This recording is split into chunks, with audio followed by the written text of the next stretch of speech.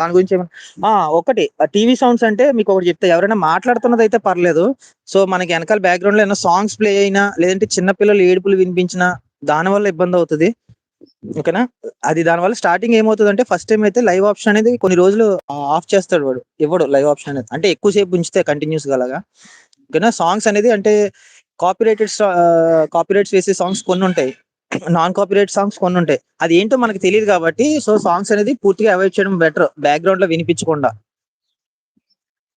నార్మల్‌గా టీవీలో మాటలు వినిపించొచ్చు పర్లేదు. అలా అని మరి సెలబ్రిటీస్‌వి వాళ్ళు వీళ్ళు మాట్లాడుతున్నది అలాంటివి అంటే ఇప్పుడు 'చాగంటి' గారు గాని, ప్రవచనాలు చెప్పేవి ఉంటాయి చూసారా? అలా ఏం వినిపించకూడదు అసలేమి టోటల్‌గా.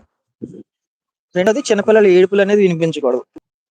అంటారు చిన్నపిల్లల్ని చూపిస్తే ఛానల్ పోతుందని అంటారు కదా! చిన్న పిల్లల్ని చూపించొచ్చండి. కాకపోతే పక్కన పెద్దవాళ్ళు ఎవరైనా ఉండాలి. అదే అదే విధంగా వాళ్ళున్న సమయంలోనే వీళ్ళ పిల్లల ఒంటి మీద డ్రెస్ అనేది నీట్‌గా వేసుండాలి. అప్పుడు ఏ ఇబ్బంది ఉండదు చిన్న పిల్లలున్నా సరే. ఓకేనా?